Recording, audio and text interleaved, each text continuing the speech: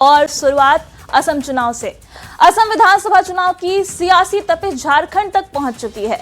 Bumper मतदान के बाद अब 4 मई को आने वाले नतीजों पर सबकी नजरें टिकी हुई हैं।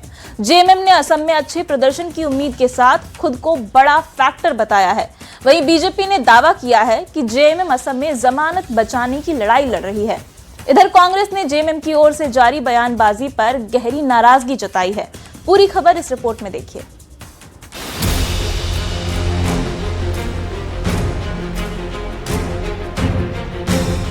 असम यानी नॉर्थ ईस्ट का सामरिक और भौगोलिक केंद्र। विधानसभा चुनाव को लेकर राज्य में लोगों में उत्साह दिखा। लोगों ने बम्पर मतदान से अब तक के सारे रिकॉर्ड तोड़ डाले। असम में मुख्य मुकाबला बीजेपी और कांग्रेस में माना जा रहा है, लेकिन इस मुकाबले में जेएमएम भी अपनी किस्मत आजमाने में जुटा है।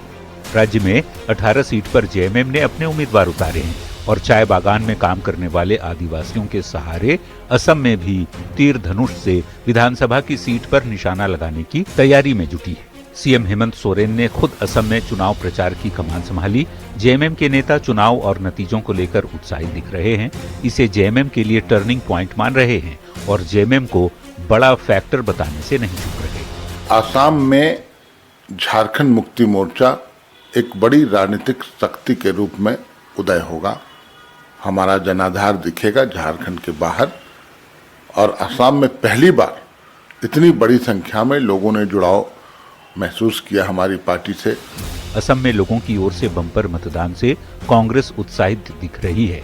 बीजेपी की सरकार का बोरिया बिस्तर बांधने का दावा करते नहीं थक रही तो बीजेपी ने तंज कसा है। बीजेपी का दावा है कि असम में बीजेपी सरकार बनाने के लिए चुनाव लड़ रही है, जबकि जेएमएम अपनी जमानत बचाने के लिए उतरा है। जिस पैसे पर कुंडली मार के हेमंता बिस्वा शर्मा ने विदेश में और वो भी मुस्लिम देशों में इन्वेस्ट करने का काम किया है, तो स्वाभाविक तौर पे असम की जनता तो पूरी तरह से तैयार है।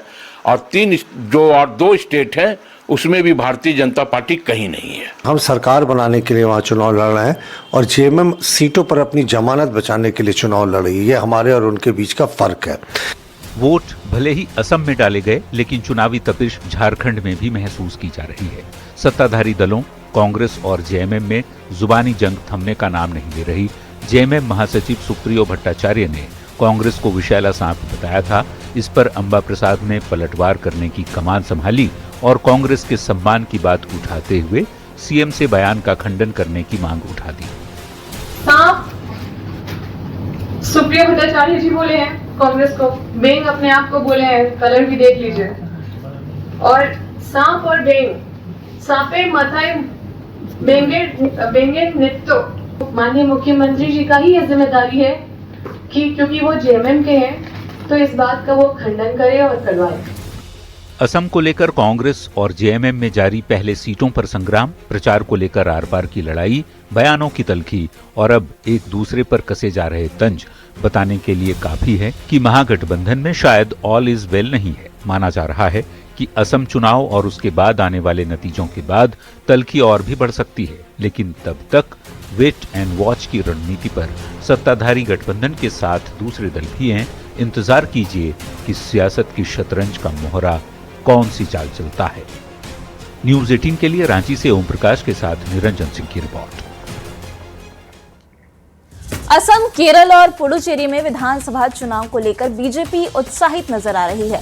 रक्षा राज्य मंत्री संजय सेठ ने कहा, जिस तरह वहां बम्पर वोटिंग हुई है, तीनों राज्यों में बीजेपी की सरकार बनेगी।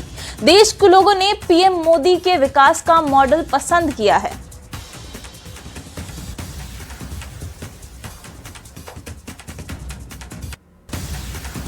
देखिए, ये तस्वीरें आपको दिखा रहे हैं। तीनों राज्यों में बम्पर वोटिंग हुई है, जिसके बाद संजय सेठ ने बयान दिया है कि नरेंद्र मोदी के विकास का मॉडल जनता को पसंद आया है और इस बम्पर वोटिंग का यही मतलब है कि बीजेपी की सरकार बनेगी।